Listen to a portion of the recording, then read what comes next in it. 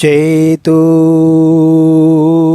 दर्पण मार्जनं भवमहादावाग्निर्निर्वापणम् श्रेयो कैरवचन्द्रिका वितरणं विद्यावधूजीवनम्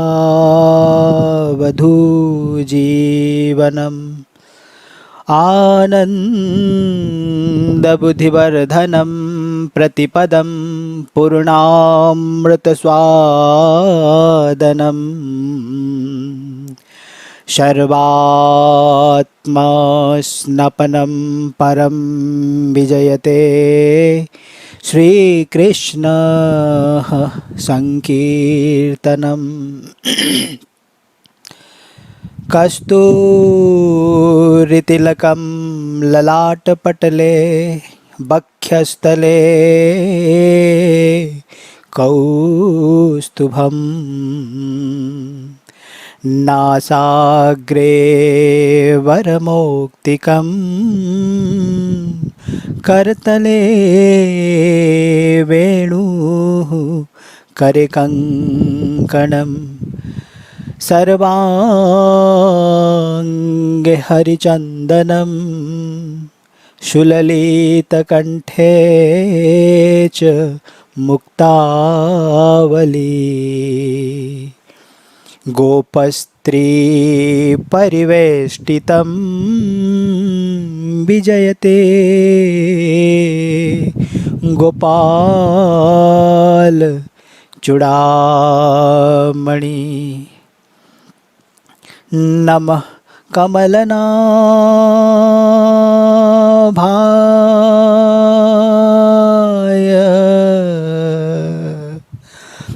नमः कमलमालिने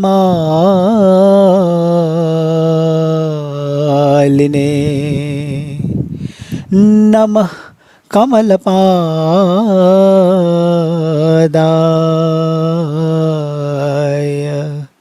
नमस्ते कमलेक्षण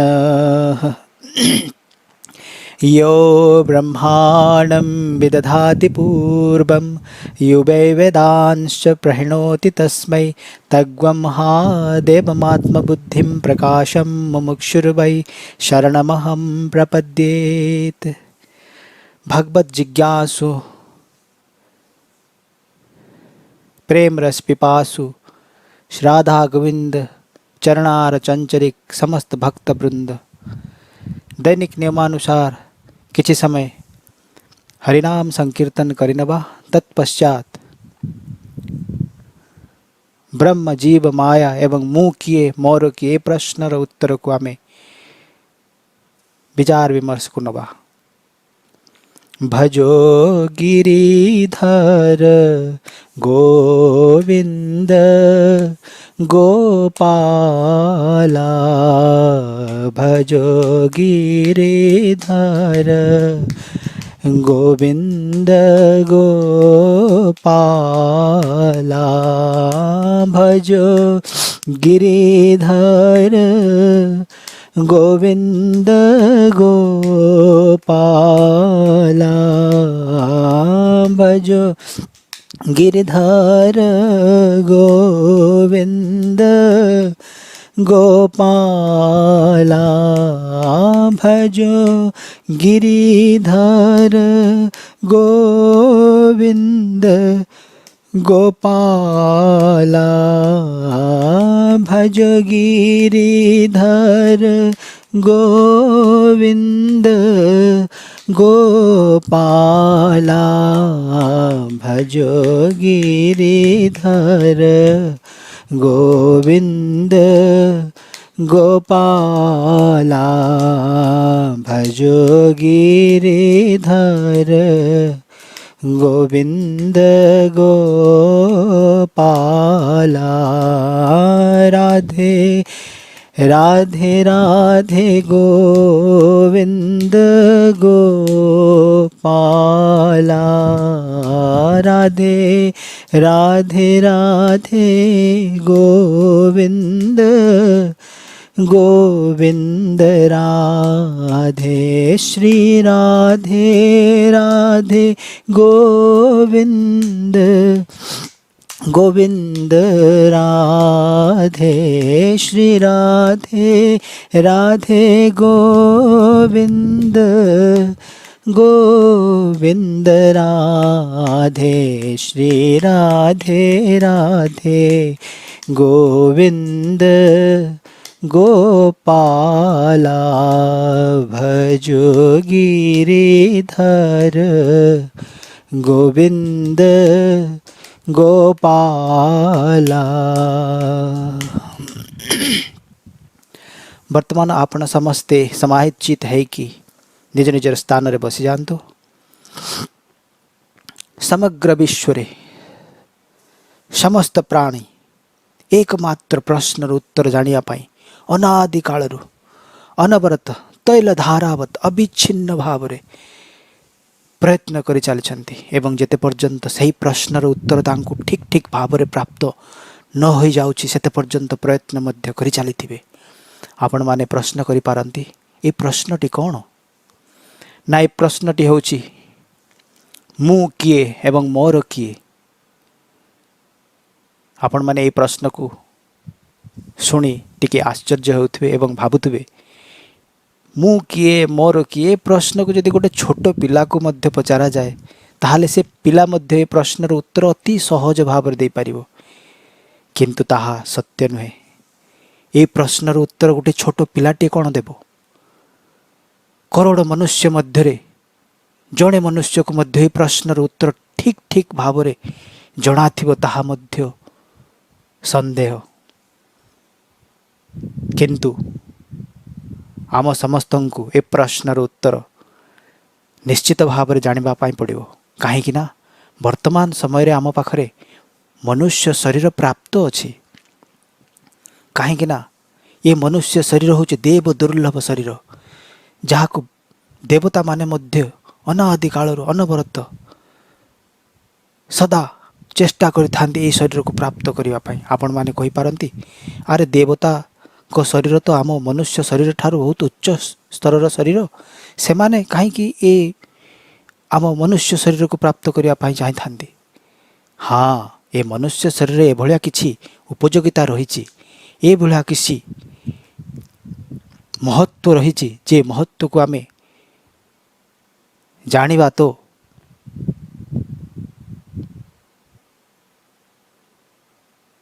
देले जाई आम जीवन रो लक्ष्य को आमे प्राप्त करि परिबा।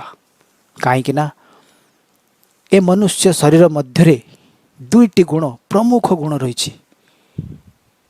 से दुईटी गुण कौन ना मनुष्य शरीर ज्ञान प्रधान शरीर एवं ए मनुष्य शरीर होची कर्म प्रधान शरीर।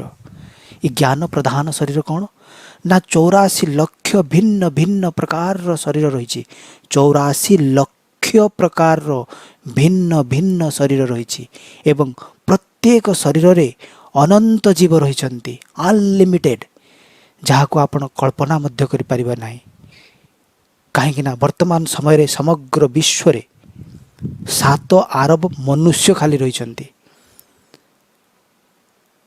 7 अरब मनुष्य, किंतु जदि आमे गोटे छोट दही पात्र को नबा ते सेई दही पात्र मध्य रे 7 अरब जीव रही थांती। आपण माने एक कथा को विश्वास करिवे नाही। काहेकि ना आमर ए स्थूल चक्षु द्वारा यही दही भितर रहितवा कीड़ा जीव को आमे देखि पारु नाही, बैक्टीरिया को ताकू देखिया पाई हेले हमको क्षुद्रबीन आवश्यकता पड़ी थाए। जदि आमे क्षुद्रबीन द्वारा ए दही भितर रहितवा जीव को देखिबा ताहले आम मनरे दही प्रति गोटे घृणा भावना आसी जीव। दही खाइबा आपण छाड़ी देबे। काहेकि ना आपण जेतले देखिबे कि ए छोट ताटिया भितरे अनंत जीव रही। 7 अरब जीव गोटे छोट ताटिया भितर रही, एते सूक्ष्म जीव जहाँ को आमे आम निज स्वचक्षुर स्थूल चक्षुर देखि पारु ना, किंतु प्रतिदिन ताकू आमे खाऊचे, से जीव मान को आमे खाई दउचे। ताहले आपण माने जानी पारुथबे 7 अरब समग्र विश्व रे मनुष्य रहिଛନ୍ତି केते कम गोटे छोट पात्र मध्य जदि 7 अरब सूक्ष्म जीव रही पारुଛନ୍ତି से जीव रो जीवात्मा आम मनुष्यर जीवात्मा एका स्वरूप से कौनसी छोट बड़ न थाए जीवात्मा एक प्रकार सूक्ष्मता पराकाष्ठा प्राप्त तु जीव परमात्मा संदर्भ जीव गोस्वामी।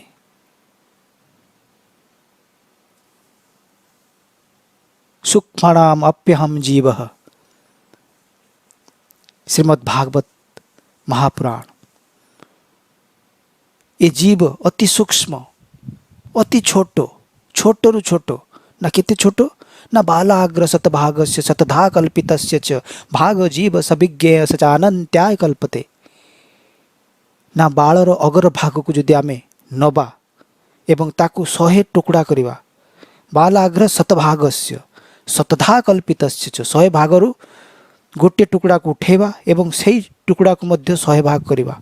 आपण माने कहि पारंती तो बालर अग्रभाग को आमे तो धरी पारिबा नहीं किंतु ताकू आमे 100 भाग केबळा करिबा।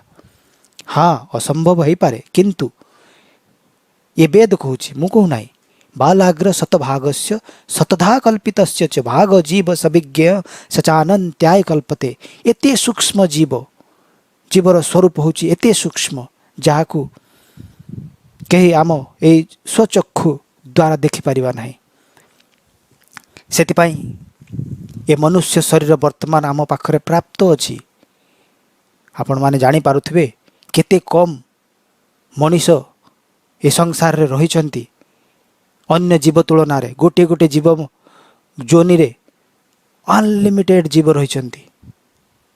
आपण माने देखुथिबे गोटे वर्षा दिनर घटना आपण देखंतु जेतेबेले वर्षा हवा गोटे दिन आगरू पिंपुड़ी मानक कथा जानिथिबे जहाकू चिंटी बेली कहा जाय थाए से माने लक्ष लक्ष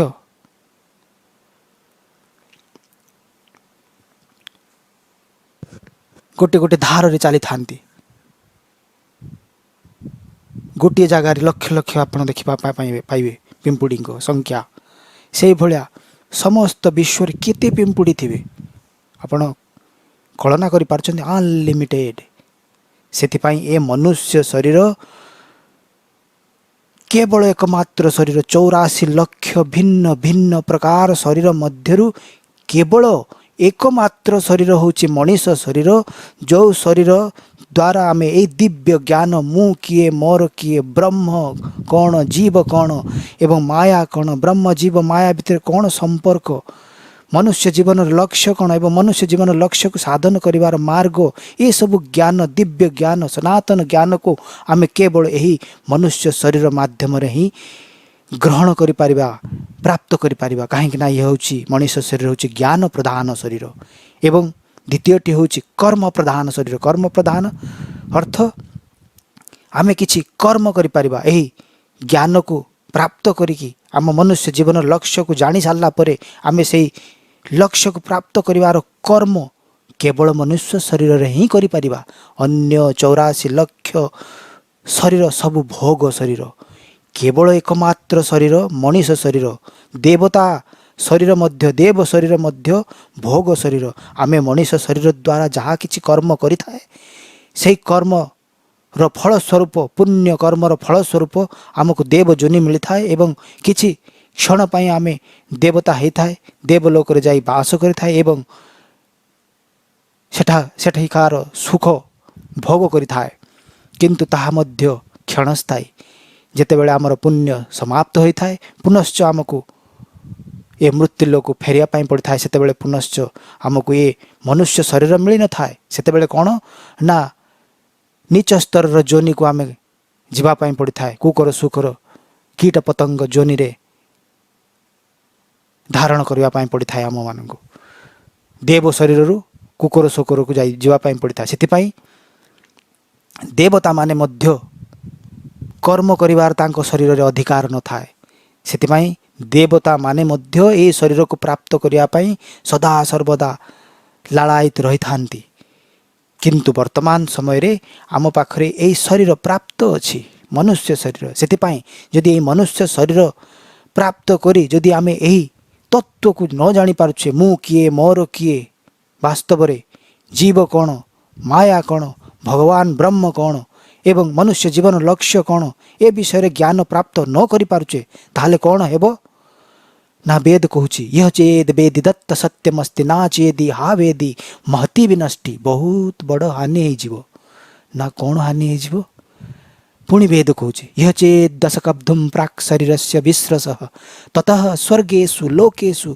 शरीरत्वाय कल्पते अनेक कल्प पर्यंत पुनश्च ये मानव शरीर मिलिब नाही ये देव दुर्लभ शरीर आउ प्राप्त होब नाही अनेक कल्प पर्यंत पुनश्च अपेक्षा करबा पई पड़ियो ये शरीर प्राप्त करबा पई से भी आम निज शक्ति बल रे आमे ए शरीर को प्राप्त करि परिबा नाही से भी सही भगवानंकर कृपा कबहुक करी करुणा नर देहि देत ईश बिनु हेतु सनेहि भगवान कृपा करिके पुनश्च केबे तांकर इच्छा हेले से मनुष्य शरीर प्रदान करिवे किंतु सेते बेले मध्य जदि आमे एही ज्ञान को ग्रहण न करे एवं आम मनुष्य जीवन लक्ष्य को प्राप्त न करे पुनश्च सही भवाटवी चक्कर पुनरपि जन्मम पुनरपि मरणम यही चक्कर रे जन्म मृत्यु चक्कर रे आमे विभिन्न प्रकार शरीर धारण करी विभिन्न लोक रे भ्रमण करबा पई पड़िबो एवं तत्सहित विभिन्न प्रकार दुख भोग करबा पई पड़िबो ये दुख कौन ना आध्यात्मिक दुख आदि भौतिक दुख आदि दैविक दुख आध्यात्मिक दुख कौन ना शारीरिक दुख एवं मानसिक दुख शरीर द्वारा रोग व्याधि द्वारा मिलुवा समस्त प्रकार दुख सहवा पाई पड़िबो तत्सहित मानसिक दुख काम क्रोध लोभ मोह द्वारा सदा सर्वदा मिलुवा दुख प्रपंच को सहवा पाई पड़िबो यह होची आध्यात्मिक दुख आदि भौतिक दुख कौन ना मनुष्य पशु पक्षी कीट पतंग एवं स्थावर जंगम द्वारा मिलुवा समस्त प्रकार दुख ताकु मध्य सहवा पाई पड़िबो तत्सहित आदि दैविक दुख दैव दुख ना खरा वर्षा शीत काकर द्वारा मिलुवा प्रचंड दुख ये सब दुख को अनेक कल्प पर्यंत विभिन्न प्रकार शरीर धारण करी 84 लक्ष भिन्न भिन्न शरीर धारण करी ये सब दुख को सहवा पाई पड़िबो केते पर्यंत ना अनेक कल्प पर्यंत स्वर्गेषु बहुवचन लगा जाइछि स्वर्गेषु लोकेषु शरीरत्वाय कल्पते अनेक लोक करे जाइकी भिन्न भिन्न शरीर धारण करिकी समस्त दुख भोग करिकी अनेक कल्प पर्यंत ए दुख भोग करिया पई पड़िबो पुनश्च मनुष्य शरीर मिलिबो नाही सेति पई ए मनुष्य शरीर सबुठार मूल्यवान शरीर कहीं ना ये शरीर रे आमे यही दिव्य ज्ञान को धारण करि परिबा अन्य कौनसी शरीर रे ये ज्ञान को धारण करिवार शक्ति नाही एवं कर्म करिवार अधिकार लक्ष्य को प्राप्त करिवार कर्म आमे यही शरीर माध्यम रे करि परिबा सेति पई ए शरीर को देव दुर्लभ शरीर बोली कहा जाय थाए देवता माने मध्य ए शरीर को प्राप्त करिया पई जे कि देव जोनि आम मनुष्य जोनि ठारू दिव्य जोनि जहाँ कहा जाय थाए से देवता माने मध्य ये शरीर को प्राप्त करिया पई इच्छा करि थांती तो आमे यही शरीर रे थिबा समय रे यही ज्ञान को जानिबा निश्चित भाव रे किंतु ए ज्ञान को जानिबा किभଳି भाव रे यहाँ पई प्रमाणर आवश्यकता अछि किए बतैबो हमको ए ज्ञान विषय रे ना महापुरुष संत जे ए ज्ञान को जानिछि किंतु तांको आमे चिन्हिबा के भलिया काहेकि ना ये संसार रे अनेक संत गेरुआ वस्त्र धारण करिके अन्य लोकों को ठकुचंती आमे चिन्हि परिबा नाही किए संत ठीक ठीक भाव रे सेति पई तीनोटी प्रमाण आम संसार रे उपलब्ध अछि ना से तीनोटी प्रमाण कौन प्रत्यक्ष प्रमाण अनुमानिक प्रमाण एवं शब्द प्रमाण ये प्रत्यक्ष प्रमाण कौन ना प्रत्यक्ष प्रमाण ताकू कहा जाय था जहाँ आमे निज स्वचक्षुरे कौनसी विषय वस्तु बा तत्व विषय कही थाए देखी थाए ताकू आमे प्रत्यक्ष प्रमाण रूप में नहीं थाए जहाँ कि आम ए इंद्रिय चक्षु द्वारा आमे एवं मन द्वारा आमे এই বিষୟରେ କହିଥାଏ, ତାକୁ ପ୍ରତ୍ୟକ୍ଷ ପ୍ରମାଣ କହିଥାଏ। ଏବଂ ଅନୁମାନିକ ପ୍ରମାଣ କ'ଣ ନା ଆମର ମନ ବୁଦ୍ଧି ଦ୍ୱାରା ଆମେ କୌଣସି ତତ୍ତ୍ୱ ବିଷୟରେ କୌଣସି ବିଷୟବସ୍ତୁ ଉପରେ ବ୍ୟକ୍ତି ଉପରେ ଆମେ ଯାହା କିଛି କହିଥାଏ ନିଜର ବୁଦ୍ଧିର ଗହରାଇ ଅନୁସାରେ ତାକୁ ଅନୁମାନିକ ପ୍ରମାଣ ବୋଲି କୁହାଯାଇଥାଏ। ଏହି ପ୍ରତ୍ୟକ୍ଷ ପ୍ରମାଣ ଏବଂ ଅନୁମାନିକ ପ୍ରମାଣ ଏ ଦୁଇଟି ପ୍ରମାଣ ଆମ ମନୁଷ୍ୟକୃତ ବୁଦ୍ଧି ଏବଂ ଇନ୍ଦ୍ରିୟ ମନୋବୁଦ୍ଧି ଦ୍ୱାରା ମାଇକ ବୁଦ୍ଧି ଦ୍ୱାରା ଏହା ପ୍ରାମାଣିକ ତତ୍ତ୍ୱ ଆମେ ଦେଇଥାଏ ତାହା କିଛି ମାତ୍ରାରେ ଠିକ୍ ହୋଇଥାଏ, କିନ୍ତୁ ଅନେକ ମାତ୍ରାରେ ତାହା ଭୁଲ ସିଦ୍ଧ ହୋଇଥାଏ। ସେଥିପାଇଁ ଏହି ପ୍ରତ୍ୟକ୍ଷ ପ୍ରମାଣ ଏବଂ ଅନୁମାନିକ ପ୍ରମାଣ ମାଧ୍ୟମରେ ଏହି ଦିବ୍ୟ ଜ୍ଞାନ ମୁଁ କିଏ, ମୋର କିଏ ଏବଂ ବ୍ରହ୍ମ କ'ଣ, ଜୀବ କ'ଣ, ମାୟା କ'ଣ, ମନୁଷ୍ୟ ଜୀବନର ଲକ୍ଷ୍ୟ କ'ଣ, ତାକୁ ସାଧନ କରିବାର ମାର୍ଗ କ'ଣ, ସେ ମାର୍ଗରେ ଚାଲିବାର ରାସ୍ତା କ'ଣ, ଏ ବିଷୟରେ ଜାଣିବା ପ୍ରତ୍ୟକ୍ଷ ପ୍ରମାଣ ଅନୁମାନିକ ପ୍ରମାଣ ଦ୍ୱାରା ସମ୍ଭବ ନୁହେଁ। କିଛି ମାତ୍ରାରେ ଆମେ ଏହି ଦୁଇଟି ପ୍ରମାଣ ଦ୍ୱାରା ଏ ବିଷୟରେ ଜାଣିପାରିବା, ଆଇଡ଼ିଆ ନେଇପାରିବା, କିନ୍ତୁ ସମ୍ପୂର୍ଣ୍ଣ ଭାବରେ ଏହି ଜ୍ଞାନକୁ ପ୍ରାପ୍ତ କରିବା ଦୁଇଟି ପ୍ରମାଣ ମାଧ୍ୟମରେ ସମ୍ଭବ ନୁହେଁ। ତାହେଲେ କ'ଣ କରିବା ନା ଏକମାତ୍ର ପ୍ରମାଣ ଶେଷ ରହିଲା, ସେଇଟା ହେଉଛି ଶବ୍ଦ ପ୍ରମାଣ। ଏ ଶବ୍ଦ ପ୍ରମାଣ କ'ଣ? ଏ ଶବ୍ଦ ପ୍ରମାଣ ହେଉଛି ଏଭଳିଆ ଏକ ପ୍ରମାଣ ଯେଉଁ ପ୍ରମାଣକୁ ମନୁଷ୍ୟ ଖଣ୍ଡନ କରିପାରିବ ନାହିଁ, ଦୃଢ଼ ପ୍ରମାଣ। ନା ଏ ଶବ୍ଦ ପ୍ରମାଣ କ'ଣ କାହାକୁ କୁହାଯାଏ ନା ଏ ଶବ୍ଦ ପ୍ରମାଣ ଦୁଇ ପ୍ରକାରର, ନା ଆଦି ଶବ୍ଦ ପ୍ରମାଣ ଏବଂ ଅନାଦି ଶବ୍ଦ ପ୍ରମାଣ। ଆଦି ଶବ୍ଦ ପ୍ରମାଣ କାହାକୁ କୁହାଯାଇଥାଏ ନା ଯେଉଁ ଜୀବ ମହାପୁରୁଷ ବନିଯାଇଥାଏ, ସନ୍ତ ବନିଯାଇଥାଏ, ସନ୍ତ ମହାପୁରୁଷ ଯାହା କିଛି ରଚନା କରିଥାନ୍ତି ଗ୍ରନ୍ଥ, ତାକୁ ଆମେ ଆଦି ବର୍ତ୍ତମାନ ସମୟରେ ସବୁଠାରୁ ଦୃଢ଼ ଶବ୍ଦ ପ୍ରମାଣ ରୂପରେ ଗ୍ରହଣ କରିଥାଏ। ନା ତୁଳସୀଦାସଜୀଙ୍କର ରାମାୟଣ, ବାଲ୍ମୀକିଜୀଙ୍କର ରାମାୟଣ, ବାଲ୍ମୀକିଜୀ ରାମଚନ୍ଦ୍ରଙ୍କ ଅବତାର ପୂର୍ବରୁ ରାମାୟଣର ରଚନା କରିଯାଇଥିଲେ ଏବଂ ରାମଚନ୍ଦ୍ର ଅବତାର ନେଇ ସେହି ଲୀଳାକୁ ଆମ ସମ୍ମୁଖରେ ରଖିଥିଲେ। ତ ଏହା କେବଳ ଭଗବାନ ତାଙ୍କ ମଧ୍ୟରେ ବିଦ୍ୟମାନ ରହି ତାଙ୍କର ପ୍ରେରଣାରେ ସେ ଜୀବ ଯେତେବେଳେ ଭଗବତ ପ୍ରାପ୍ତି କରେ, ମହାପୁରୁଷ ବନିଯାଏ, ଭଗବାନ ତା ମଧ୍ୟରେ ରହି ସମସ୍ତ କାର୍ଯ୍ୟ ତାର କରିଥାନ୍ତି, ଯୋଗକ୍ଷମ ବହନ କରିଥାନ୍ତି ଏବଂ ସେ ସବୁକିଛି ଲେଖିଥାନ୍ତି। ସେଥିପାଇଁ ଏହି ସନ୍ତ ମହାପୁରୁଷଙ୍କ ଦ୍ୱାରା ଲିଖିତ ଗ୍ରନ୍ଥକୁ ଆମେ ଭଗବାନଙ୍କର ଲିଖିତ ଗ୍ରନ୍ଥ ରୂପରେ ପ୍ରାମାଣିକ ଦସ୍ତାବେଜ ରୂପରେ ଆମେ ସ୍ୱୀକାର କରିଥାଏ। ଯେଭଳିଆ ସଂସାରରେ ଆପଣମାନେ ଦେଖିଥିବେ ଗାଁ ଗହଳିରେ ସବୁ ଭୂତ ଲାଗିଥାଏ, ଅନେକ ବ୍ୟକ୍ତିଙ୍କୁ ଭୂତ ଲାଗିଥାଏ।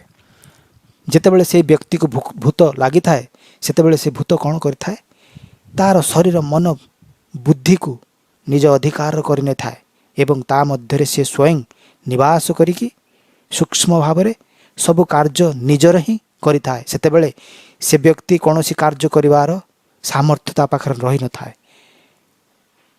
ପୁଣି ଯେତେବେଳେ କୌଣସି ତାନ୍ତ୍ରିକ ମାଧ୍ୟମରେ ସେଇ ଭୂତକୁ ଆମେ ସେ ଶରୀରରୁ ବାହାର କରିଥାଏ, ସେତେବେଳେ ପୁନଶ୍ଚ ସେ ବ୍ୟକ୍ତି ସବୁ କାର୍ଯ୍ୟ କରିବାର ସାମର୍ଥ୍ୟ ତା ପାଖରେ ଆସିଥାଏ। ଠିକ୍ ସେହିପରି ଜୀବର ଅନାଦି କାଳରୁ ଭଗବାନ ସେ ଜୀବ ଭିତରେ ସ୍ୱୟଂ ବସିଥାନ୍ତି। ଦ୍ୱା ସୁପର୍ଣ୍ଣା ସୌଜା ସଖାୟା ସମାନମ୍ ବୃକ୍ଷମ୍ ପରିସସ୍ୱଜାତେ ତୟୋରନ୍ୟମ୍ ପିପ୍ପଲମ୍ ସ୍ୱାଦସ୍ନନ୍ୟ ଅଭିଚାକସିତି।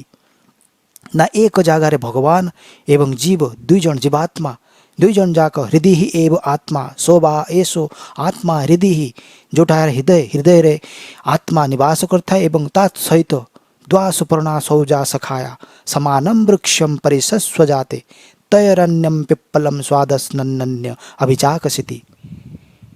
ତ ଭଗବାନ ଏବଂ ଜୀବ ଦୁଇଜଣ ଯାକ ପିତା ପୁତ୍ର, ଏକ ବାଲକ ଏକ ପାଲକ ଦୁଇଜଣ ଯାକ ଗୋଟିଏ ଜାଗାରେ ନିବାସ କରିଥାନ୍ତି ଅନାଦି କାଳରୁ। କିନ୍ତୁ ଭଗବାନ ତା ଭିତରେ ରହିକି ସେ ଜୀବର ଅନାଦି କାଳର ଅନନ୍ତ ଜନ୍ମର ଅନନ୍ତ କର୍ମକୁ ସେ ଜାଣିଥାନ୍ତି, ଲେଖିଥାନ୍ତି, ନୋଟ୍ କରିଥାନ୍ତି ଏବଂ ବର୍ତ୍ତମାନ ସମୟରେ ମଧ୍ୟ ସମସ୍ତ କର୍ମକୁ ପ୍ରତି କ୍ଷଣର କର୍ମକୁ ସେ ନୋଟ୍ କରୁଥାନ୍ତି ଏବଂ ତାର ଫଳ ପ୍ରଦାନ କରିଥାନ୍ତି। କିନ୍ତୁ ସେତେ ପର୍ଯ୍ୟନ୍ତ ଯେତେ ପର୍ଯ୍ୟନ୍ତ ସେ ଜୀବ ଭଗବାନଙ୍କର ପୂର୍ଣ୍ଣ ଶରଣାଗତ ନ ହୋଇଥାଏ। କିନ୍ତୁ ଯେତେବେଳେ ସେ ଜୀବ ଭଗବାନଙ୍କର ପୂର୍ଣ୍ଣ ଶରଣାଗତ ହୋଇଯାଏ, ସର୍ବଧର୍ମମ୍ ପରିତ୍ୟଜ୍ୟ ମାମେକମ୍ ଶରଣମ୍ ବ୍ରଜ ହୋଇଯାଏ, ସେତେବେଳେ ଭଗବାନ କ'ଣ କରନ୍ତି ନା ସେ ଜୀବର मन बुद्धि एवं शरीर को निजर अधिकार करथांती एवं तार जोगक्षम बहन करथांती एवं तार समस्त कार्य स्वयं भगवान ही करथांती। सेतिपाई ए संत महापुरुष जहाँ किछि कर्म करिथाए एवं जहाँ किछि ग्रंथ लेखिथाए ताहा से जीव वा से महापुरुष लेखि न थाए ता भितरे स्वयं भगवान विद्यमान रहीकि से जे भलिया संसार भूत से शरीर मध्य रहीकि सब कार्य करथाए से भलिया ये संत महापुरुष मध्य जीव भितरे भगवान सेतेबेले स्वयं विद्यमान रहीकि सब कार्य से स्वयं करिथांती। किंतु जेतेबेले जीव शरणागत न होई थाए सेतेबेले भगवान तार कोनोसी कार्य रे हस्तक्षेप करि न थांती। किंतु शरणागत परे भगवान सब कार्य से हस्तक्षेप करथांती। सेतिपाई महापुरुष एवं संतों द्वारा लिखित ग्रंथ को आमे आदि शब्द प्रमाण रूप में वर्तमान समय सबुठारु दृढ़ प्रमाण स्वरूप रे आमे ग्रहण करथाए जहाँ को आमे आदि शब्द प्रमाण बोली कही थाए। एवं द्वितीयटी होची अनादि शब्द प्रमाण। ए अनादि शब्द प्रमाण कौन ना अनादि होची वेद। ए वेद अनादि कालरू जेबेठारु भगवान जेबेठारु माया जेबेठारु जीव ए जेबेठारु ए सृष्टि सेबेठारु ए वेद मध्य ए वेद को भगवान स्वयं मध्य बने नहांती। वेद को भगवान सृष्टि पूर्व प्रथमे वेद को प्रकट करथांती। तांको मुख द्वारा श्वास प्रश्वास माध्यम रे वेद प्रकट होई थाए। सेतिपाई ए वेद को निश्वसितमस्य वेदाः बोली कहा जाय थाए जे कि अनादि निधन ताको केही निधन मध्य करि पारिबे नाही। ए वेद एभलिया अनादि सनातन ज्ञानर भंडार एवं तत्सहित भगवान तांको नाभि कमल द्वारा ब्रह्माजी को प्रकट करथांती एवं ब्रह्माजी को कही थांती ए वेदर ज्ञान को ग्रहण करो एवं समग्र विश्व ब्रह्मांड को रचना करो। किंतु ब्रह्माजी अनेक वर्ष पर्यंत 1000 वर्ष पर्यंत तपस्या करी मध्य ए वेदर ज्ञान को धारण करि पारि नथिले। काहेकि ना ए वेदर ज्ञान परोक्षवादम वेदयम ए वेदर वाक्य किछि थाए एवं तार अर्थ अनेक थाए जहाँ को ग्रहण करिबा समस्त पक्षरे संभव नहीं। ब्रह्माजी मध्य ए वेदर ज्ञान को ग्रहण करि पारि नथिले किंतु भगवान तांको ऊपर कृपा करी तांकर हृदय रे निवास कले एवं वेदर ज्ञान तांको कराइले। तत्पश्चात ब्रह्माजी समग्र विश्व ब्रह्मांड को रचना करथिले। तो प्रथमे वेदर ज्ञान भगवान ब्रह्माजी को कराइथिले एवं ब्रह्माजी तांको शिष्य मानन को कराइथिले एवं सेही शिष्य माने तांको शिष्य मानन को कराइथिले। तो यह ए वेदर ज्ञान शिष्य परंपरा माध्यम रे प्रथमे भगवान ठारू ब्रह्माजी ब्रह्माजी ठारू तांको शिष्य माने तांको शिष्य ठारू ए शिष्य माने अन्य शिष्य माने ए भलिया शिष्य परंपरा माध्यम रे ए वेदर ज्ञान आगो को बढ़ी आसी थाए। सेतिपाई ए वेद को श्रुति ग्रंथ बोली कहा जाय थाए। शुणी करी ए ग्रंथ आगो को बढ़ी आसी थाए। आगरु समस्ते मुनि ऋषि माने श्रुतिधारी थिले तांकर बुद्धि प्रचंड थिला बहुत धारण करिवार शक्ति प्रखर थिला। जहाँ शुणुले से माने निज बुद्धि रे धारण करि पारथिले श्रुति रे धारण करि पारथिले। किंतु कलिजुगर मनुष्यर स्मृति एते प्रखर नुहे बहुत सूक्ष्म कौनसी तत्व को धारण करिबा ता पक्षरे संभव नुहे। सेतिपाई द्वापर जुगर अंत पूर्वरु एवं कलिजुगर प्रारंभ पूर्वरु भगवानଙ୍କର अवतार वेद व्यास ए वेद प्रथमे एक थिला से वेद को विभाजन करिकी 4 भाग रे विभाजित करथिले। सेतिपाई वेद व्यासंकर नाम वेद व्यास पड़ितला। व्यास अर्थ विभाजन करिबा। एक वेद को से 4 भाग रे विभाजित करथिले ऋग्वेद यजुर्वेद सामवेद अथर्ववेद नाम रे। एवं एही वेद रे अनेक शाखा रहिछि जो शाखा को एक शाखा को उपनिषद बोली कहा जाय थाए। तो वर्तमान समय रे समग्र विश्व रे 1180 उपनिषद उपलब्ध अछि। एही 1180 उपनिषद 4 वेद रे स्थान पाइछन्ति। ऋग्वेद रे 21 उपनिषद यजुर्वेद रे 109 उपनिषद सामवेद रे 1000 उपनिषद एवं अथर्ववेद रे 50 उपनिषद रही। तो ये 1180 उपनिषद मध्यरु 108 उपनिषद सबुठारु सर्व उपयोगी उपनिषद बोली कहा जाय थाए एवं सेही 108 उपनिषद मध्यरु 9टी उपनिषद सबुठारु उपयोगी उपनिषद बोली मान्यता प्राप्त करिछि। से 9टी उपनिषद कौन ना मुंडक उपनिषद, मंडुक्य उपनिषद, कठोपनिषद, केन उपनिषद, ऐत्तरीय उपनिषद, ईशावास्य उपनिषद, तैत्तरीय उपनिषद, प्रश्न उपनिषद एवं श्वेतास्त्र उपनिषद। ये 9टी उपनिषद सर्वोपरि उपयोगी उपनिषद बोली मान्यता प्राप्त करिअछि। किंतु एई उपनिषद्र बाणी मंत्र ऋचा अति निगूढ़, जहाकू बुझिवा मनुष्य कलिजुगर मनुष्य पक्षरे बिल्कुल संभव नुहे। सेतिपाई वेद व्यास कौन करथिले, ए मंत्र को से भाष्य आकार रे रचना करथिले, लिपिबद्ध करथिले। वेदर उपनिषद्र भाष्य को पुराण बोली कहा जाय थाए। से 18-10 पुराण रचना करथिले, जहाकी गप आकार रे से आम मनुष्यंक आगरे उपस्थापन करथिले। से 18-10 पुराण एवं उपनिषद वेद ये सबू होची अनादि शब्द प्रमाण, जहाकू स्वयं भगवान मध्य बनै नाहांती। भगवान सृष्टि समय प्रकट करथांती एवं जेतेबेले सृष्टि प्रलय करथांती सेतेबेले पुनश्च वेद को तांको महदर रे लीन कर दिथांती। पुनश्च जेतेबेले सृष्टि करंती वेद को प्रकट करंती, पुनश्च जेतेबेले प्रलय करथांती ए वेद को महदर रे लीन करथांती। तो ए वेद होची अनादि सनातन ज्ञान, जहाँकि भगवान को मुख द्वारा प्रकट होइतवारु यह वेद को भगवान कर साक्षात स्वरूप रूप रे आमे ग्रहण करथाय। साक्षात भगवान कर बाणी बोली आमे कहि थाए। तो यही संसार 3टी प्रमाण मु कहली, प्रत्यक्ष प्रमाण, अनुमानिक प्रमाण एवं शब्द प्रमाण। ये 3टी प्रमाण माध्यम रे प्रत्यक्ष प्रमाण, अनुमानिक प्रमाण, आम मनुष्यकृत प्रमाण, ये 2टी प्रमाण द्वारा आमे ए दिव्य ज्ञान को प्राप्त करवा असंभव। किंचित मात्रा रे आमे ए दिव्य ज्ञान विषय रे आइडिया अनुमान नहीं पारिबा, किंतु संपूर्ण ज्ञान ए 2टी प्रमाणिक तत्व द्वारा आमे प्राप्त करि पारिबा नहीं। एकमात्र प्रामाणिक तत्व रहिला जहाँकि शब्द प्रमाण। ये शब्द प्रमाण मध्य 2 प्रकार में कहली, एक आदि शब्द प्रमाण, अनादि शब्द प्रमाण। आदि शब्द प्रमाण महापुरुष एवं संत द्वारा रचित लिखित ग्रंथ को आमे आदि शब्द प्रमाण रूप में नहीं थाए। एवं अनादि शब्द प्रमाण कौन ना अनादि शब्द प्रमाण वेद उपनिषद एवं पुराण को आमे अनादि शब्द प्रमाण रूप में ग्रहण करथाए। तो आगो को आमे ए विषय रे चर्चा करिवा, मु किए, मोर किए, ब्रह्म कौन, जीव कौन, माया कौन, मनुष्य जीवन लक्ष्य कौन एवं से जीव मनुष्य जीवन लक्ष्य को प्राप्त करिवार मार्ग कौन, ए विषय रे आमे आगो को चर्चा करिवा एही 3टी प्रमाण माध्यम रे। किंतु आज नुहे काली।